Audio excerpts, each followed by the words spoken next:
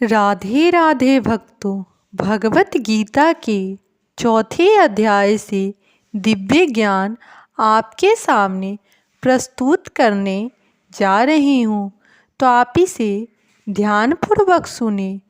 श्लोक 7 में बताया गया है भक्तों, यदा यदा हि धर्मस्य ग्लानिर् भवति भारत अथीतर्म अधर्मस्य तदा आत्मनं सृजामि अहम्।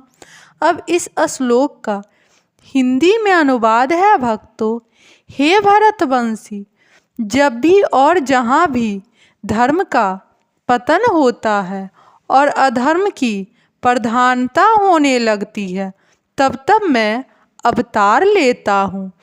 अब इस श्लोक का विस्तार में अध्ययन हुआ है भक्तों।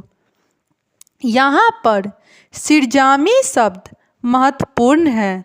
सृजामि सृष्टि के अर्थ में नहीं प्रयुक्त हो सकता, क्योंकि पिछले श्लोक के अनुसार भगवान के स्वरूप या शरीर की सृष्टि नहीं होती, क्योंकि उनके सारे स्वरूप शाश्वत रूप से विद्यमान रहने वाले हैं।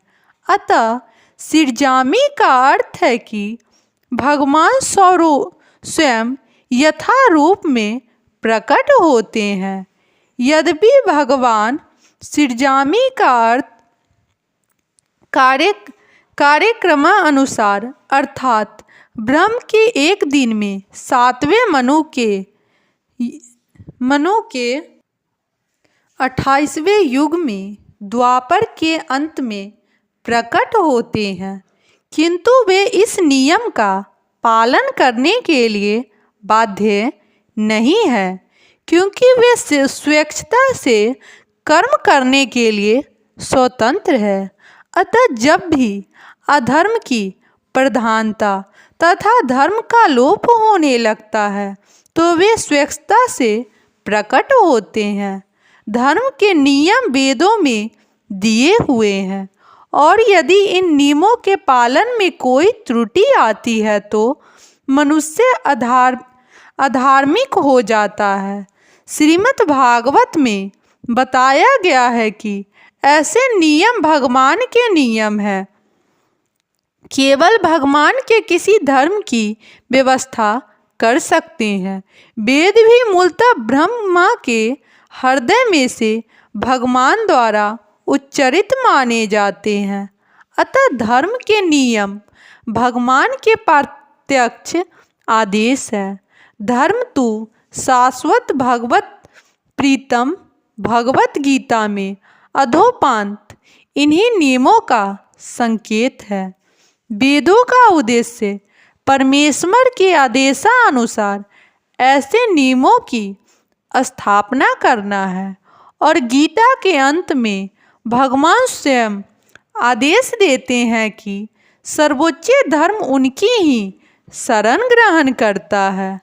वैदिक नियम जीव को पूर्ण शरणागति की ओर अग्रसर कराने वाले हैं, और जब भी असुरों द्वारा इन नियमों में से व्यवधान आता है, तभी भगवान प्रकट होते हैं।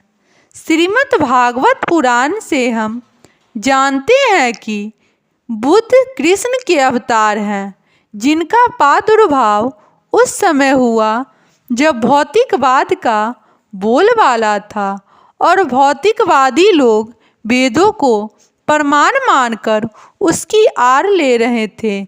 यद्यपि वेदों में विशिष्ट कार्यों के लिए पशु बलि के विषय में कुछ सीमित विधान थे, किंतु आसुरी वृत्ति वाले लोग वैदिक नियमों का संदर्भ दिए बिना पशु बलि को अपनाए हुए थे।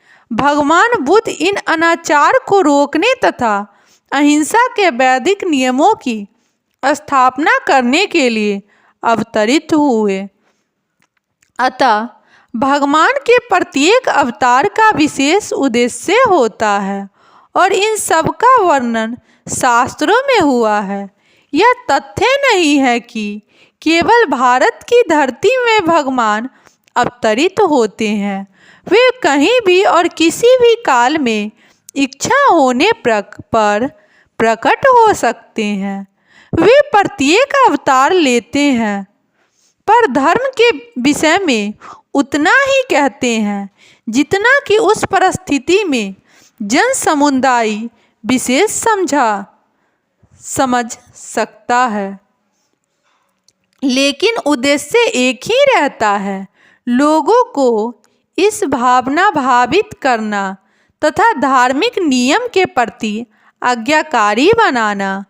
कभी वे स्वयं प्रकट होते हैं तो कभी अपने परमाणविक प्रतिनिधि को अपने पुत्र या दास के रूप में भेजते हैं या वेश बदलकर स्वयं ही प्रकट होते हैं। भगवत गीता के सिद्धांत अर्जुन से कहे गए हैं, अतः वे किसी महापुरुष के प्रति हो सकते हैं, क्योंकि अर्जुन संसार के अन्य भागों के सामान्य पुरुषों की अपेक्षा अधिक जागरूक था। 2 और 2 मिलकर 4 होते हैं। यह गणितीय नियम प्राथमिक कक्षा के विद्यार्थी के लिए उतना ही सत्य है जितना कि उच्च कक्षा के विद्यार्थी के लिए। तो भी गणित उच्च स्तर तथा निम्न स्तर का होता है। अतः भगवान प्रत्येक अवतार में एक जैसी सिद्धांतों की शिक्षा देते हैं, जो परिस्थितियों के अनुसार उच्च या निम्न प्रतीत होते हैं। जैसा कि आगे बताया जाएगा, धर्म के उच्चतर सिद्धांत चारों वर्णाश्रमों को स्वीकार करने से प्रारंभ होते हैं। अवतारों का एकमात्र उद्देश्य सर्वोत्तम कृष्ण भावनामृत को उद्बोधित करना है। परिस्थिति के अनुसार यह भावनामृत प्रकट तथा अप्रकट होता है।